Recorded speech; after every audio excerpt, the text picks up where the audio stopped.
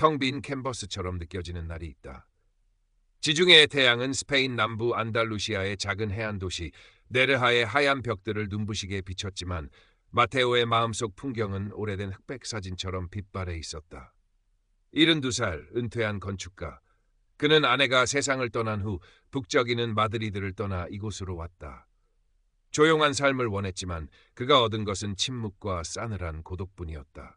서재의 창밖으로는 푸른 바다가 끝없이 펼쳐져 있었고 올리브 나무 가지가 바람에 부드럽게 흔들렸지만 그의 눈에는 아무것도 담기지 않았다. 마테오는 습관처럼 낡은 건축 설계 도면 위에 놓인 아내의 사진을 매만졌다. 엘레나. 그녀의 미소는 여전히 그의 가장 따뜻한 기억이었지만 이제는 만질 수 없는 과거일 뿐이었다. 평생 무언가를 짓고 설계하는 데 바쳤던 손은 이제 텅 빈 공간 속에서 갈 곳을 잃었다. 자부심 높던 건축가로서의 삶은 은퇴와 함께 막을 내렸고 아내의 죽음은 그의 세상에 드리워진 마지막 빛마저 꺼뜨린 듯했다. 가끔 딸 소피아에게서 전화가 왔다. 바르셀로나에서 그래픽 디자이너로 바쁘게 살아가는 딸. 그녀의 목소리는 밝았지만 아버지의 깊은 외로움을 온전히 헤아리지는 못하는 듯했다. 마테오 역시 자존심 때문에 자신의 속마음을 쉽게 털어놓지 못했다. 괜찮다. 잘 지낸다. 그의 대답은 늘 같았다. 전화가 끊어지고 나면 집안의 정적은 더욱 무겁게 그를 짓눌렀다. 그는 세상과 단절되어 있었다. 잊혀진 섬처럼.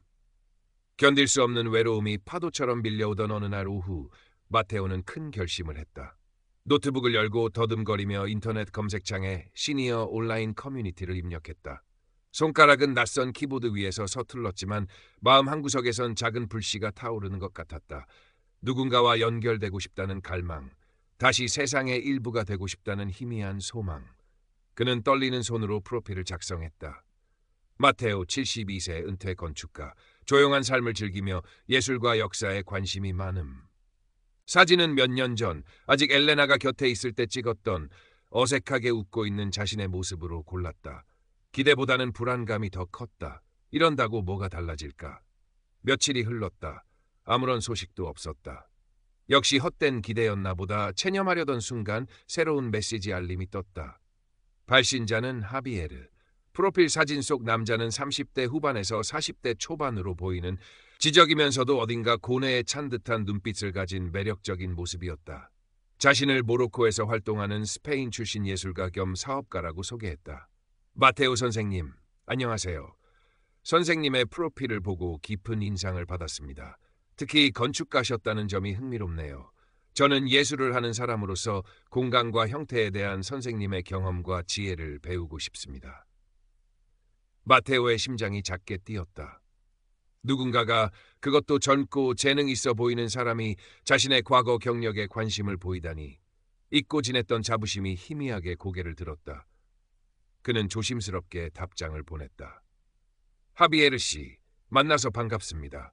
제가 도움이 될지는 모르겠지만 대화는 언제든 환영입니다. 그렇게 시작되었다.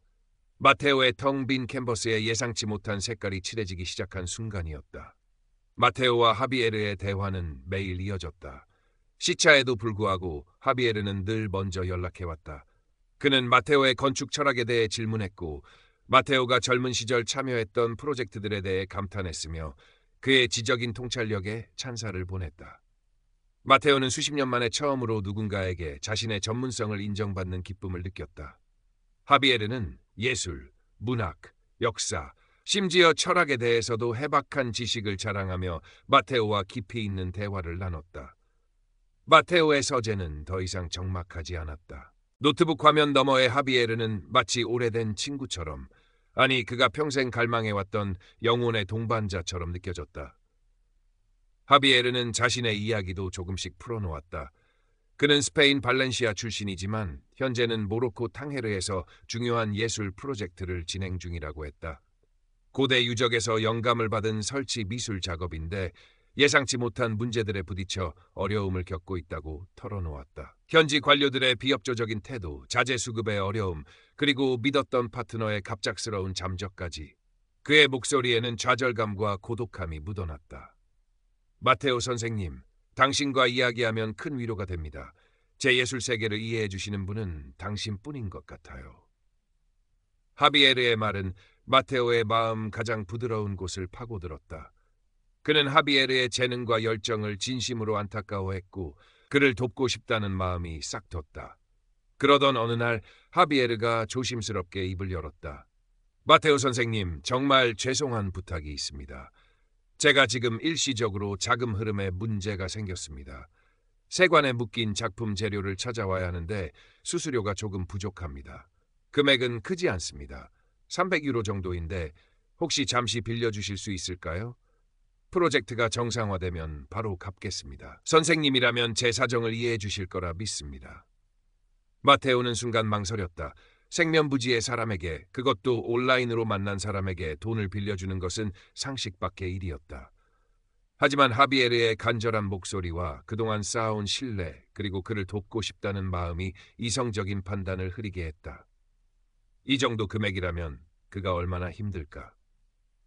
마테오는 하비에르가 알려준 모로코 계좌로 서툰 솜씨로 인터넷 뱅킹을 통해 300유로를 송금했다.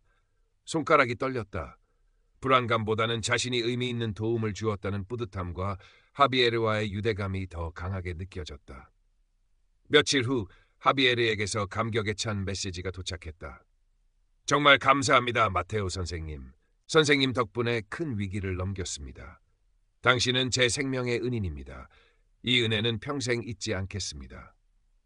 그는 마테오의 지혜와 따뜻함에 대해 다시 한번 찬사를 늘어놓았고 두 사람의 관계는 더욱 깊어진 듯했다. 마테오는 하비에르가 보낸 탕헤르의 아름다운 풍경이라며 보내온 사진, 물론 인터넷에서 가져온 것이었지만 마테오는 알지 못했다를 보며 미소 지었다. 그는 더 이상 외롭지 않았다. 적어도 그렇게 믿었다. 하비에르의 금전 요구는 그 후로도 계속되었다. 처음에는 소액이었지만 점점 대담해지고 액수도 커졌다. 갑자기 쓰러진 현지 조력자의 병원비, 프로젝트 계약금을 사기당해 긴급히 필요한 법적 비용, 작업실 임대료 연체, 스페인으로 잠시 돌아가 투자자를 만나야 하는데 비행기 표값이 없다 등 이유는 점점 더 절박하고 다양해졌다. 하비에르는 언제나 마테오의 이해심과 동정심에 호소했고 마테오는 번번이 그의 함정에 빠져들었다. 마테오의 통장 잔고는 눈에 띄게 줄어들었다. 평생 모아온 은퇴 자금이 낯선 이국의 계좌로 흘러 들어가고 있었다. 불안감이 엄습했지만 하비에르와의 관계를 잃고 싶지 않은 마음이 더 컸다. 그는 하비에르가 보내오는 달콤한 말들과 찬사, 그리고 당신만이 나를 이해한다는 속삭임에 중독되어 있었다. 의심이 고개를 들 때마다 마테오는 스스로를 합리화했다. 그는 특별한 사람이야. 지금 잠시 어려운 시기를 겪고 있을 뿐이야. 이 프로젝트만 성공하면 모든 것이 해결될 거야. 내가 아니면 누가 그를 돕겠어? 하비에르는 늘 바쁘다는 핑계로 영상통화를 거절했다. 모로코 시골이라 인터넷 연결 상태가 좋지 않아요. 지금 중요한 미팅 중이라서요. 제 몰골이 말이 아니라서 나중에 꼭 해요. 마테오는 서운했지만 그의 말을 믿을 수밖에 없었다. 아니, 믿고 싶었다. 그의 목소리만으로도 충분하다고 스스로를 위로했다. 딸 소피아는 아버지의 변화를 감지했다. 예전보다 부쩍 돈 이야기에 예민해졌고 밤늦게까지 컴퓨터 앞에 앉아있는 시간이 늘었으며 가끔 몰래 통화하는 듯한 모습도 보였다. 소피아는 걱정스러운 마음에 조심스럽게 물었다. 아버지, 요즘 무슨 일 있으세요? 혹시 돈 문제라도? 마테오는 당황하며 버럭 화를 냈다. 아니다. 내 걱정은 말고 내 일이나 잘해라. 다 알아서 하고 있으니 신경 쓰지 마. 그의 완강한 태도에 소피아는 더 이상 캐물을 수 없었다. 하지만 불안감은 가시지 않았다. 아버지의 눈빛에는 예전의 총명함 대신 불안과 초조함이 어려 있었다. 부녀 사이에 보이지 않는 벽은 점점 더 높아져만 갔다. 마테오는 하비에르에게 줄 작은 선물을 샀다. 스페인 특산품인 최고급 올리브 오일과 하몽 세트. 정성껏 포장하며 그는 하비에르가 기뻐할 모습을 상상했다. 곧 그가 스페인으로 돌아올 것이고 그러면 네르하의 해변을 함께 거닐며 깊은 이야기를 나눌 수 있을 거라고. 그 상상만으로도 마테오는 잠시 행복했다. 현실의 불안감을 애써 외면한 채. 그러던 중 하비에르에게서 다급한 메시지가 왔다. 마테오 선생님, 정말 마지막 부탁입니다. 프로젝트 완성을 위해 딱 5,000유로만 더 필요합니다. 이번 주 내로 해결하지 못하면 모든 것이 수포로 돌아갑니다. 제발 도와주세요. 이번만 해결되면 바로 스페인으로 돌아가서 모든 돈을 갚고 선생님께 보답하겠습니다. 5천 유로. 마테오에게는 큰 돈이었다. 그의 남은 은퇴 자금 대부분을 차지하는 금액이었다. 그는 밤새 잠을 이루지 못했다. 노트북 화면 속 하비에르의 프로필 사진은 여전히 매력적이었지만 어딘지 모르게 낯설게 느껴졌다. 정말 이 사람을 믿어도 되는 걸까? 그의 마음속에서 이성과 감성이 치열하게 싸웠다. 하지만 결국 하비에르를 잃고 다시 혼자가 될지도 모른다는 두려움이 이성을 압도했다. 다음 날 아침 그는 떨리는 손으로 마지막 남은 돈을 하비에르가 알려준 새로운 계좌로 송금했다. 송금 확인 메시지를 기다리는 그의 등은 땀으로 젖어 있었다. 마테오의 재정 상태는 이제 위험 수위를 넘어섰다. 생활비마저 빠듯해졌다. 그는 끼니를 거르거나 값싼 통조림으로 때우는 날이 많아졌다. 외출도 거의 하지 않고 집안에 틀어박혀 하비에르의 연락만을 기다렸다. 그의 얼굴은 수척해졌고 눈빛은 더욱 불안정해졌다. 소피아는 더 이상 참을 수 없었다. 주말에 예고 없이 아버지를 찾아갔다. 깔끔했던 집은 어수선했고 냉장고는 텅 비어 있었다. 아버지의 활쑥한 모습에 소피아의 마음은 무너져 내렸다. 그녀는 아버지 몰래 서재에 컴퓨터를 켰다. 아버지가 잠시 자리를 비운 사이였다. 바탕화면에는 하비에르라는 이름의 폴더가 있었다. 그 안에는 하비에르가 보낸 사진들과 메시지 기록들이 저장되어 있었다. 소피아는 떨리는 손으로 하비에르의 프로필 사진을 복사해 구글 이미지 검색을 시작했다. 몇 초 후 화면에는 충격적인 결과가 나타났다.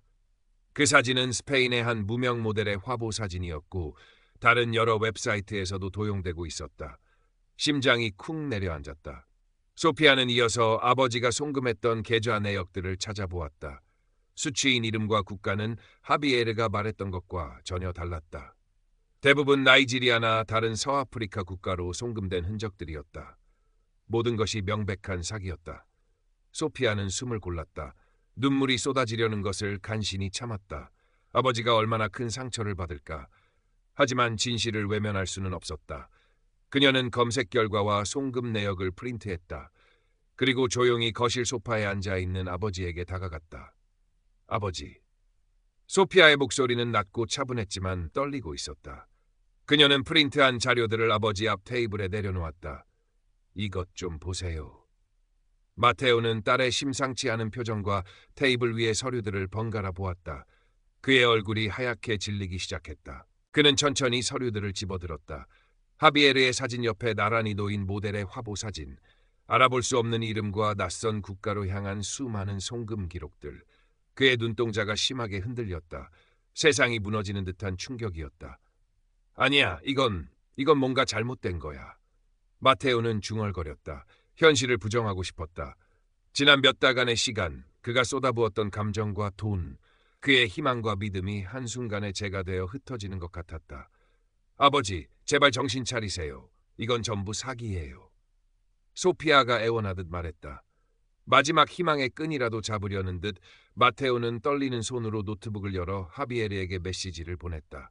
하비에르, 이게 다 무슨 일이요? 제발 진실을 말해주시오. 그의 손가락은 말을 듣지 않았고 오타가 가득했다. 메시지 창에는 읽음 표시가 떴다. 마테오는 숨죽여 답장을 기다렸다. 1분, 5분, 10분. 시간은 영원처럼 길게 느껴졌다. 답장은 오지 않았다. 대신 잠시 후 하비에르의 프로필 사진이 회색 실루엣으로 바뀌었다. 계정이 삭제된 것이다. 모든 대화 기록도 함께 사라졌다. 완전한 침묵. 마테오의 마지막 희망마저 산산조각 나는 순간이었다.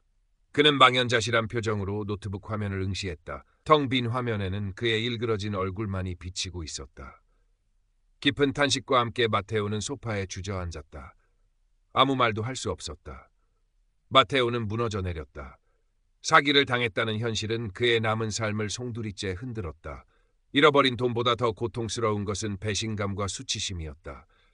자신이 얼마나 어리석었는지, 얼마나 쉽게 속아 넘어갔는지 깨달으면서 견딜 수 없는 자기 혐오에 빠져들었다. 하비에르가 속삭였던 달콤한 말들, 그의 찬사, 함께 꿈꾸었던 미래, 그 모든 것이 거짓이었다는 사실은 날카로운 파편이 되어 그의 심장을 찔렀다. 그는 며칠 동안 식음을 전폐하고 방 안에 틀어박혔다. 창밖에 눈부신 햇살도 잔잔한 파도 소리도 그에게는 아무런 의미가 없었다. 세상 모든 것이 그를 비웃는 것 같았다. 평생 지켜온 자존심은 산산조각났고 사람에 대한 믿음은 뿌리째 흔들렸다. 그는 깊은 절망의 늪에서 허우적거렸다. 소피아는 그런 아버지를 묵묵히 곁에서 지켰다. 비난하거나 다그치지 않았다. 그저 조용히 곁에 앉아있거나 따뜻한 수프를 끓여 가져다 주거나 말없이 아버지의 등을 토닥여 주었다. 그녀의 꾸짖지 않는 위로는 마테오의 굳게 닫힌 마음의 문을 조금씩 열었다. 어느 날 저녁, 마테오는 처음으로 딸 앞에서 자신의 약함과 어리석음을 힘겹게 인정했다. 내가 바보였다, 소피아. 눈먼 장님이었어. 그의 목소리는 갈라졌고 눈에는 눈물이 고였다. 오랫동안 참아왔던 감정들이 터져나왔다. 그는 딸에게 모든 것을 털어놓았다. 하비에르와의 첫 만남부터 마지막 송금까지, 자신의 외로움과 헛된 희망, 그리고 스스로를 기만했던 과정까지. 소피아는 아버지의 이야기를 조용히 들어주었다.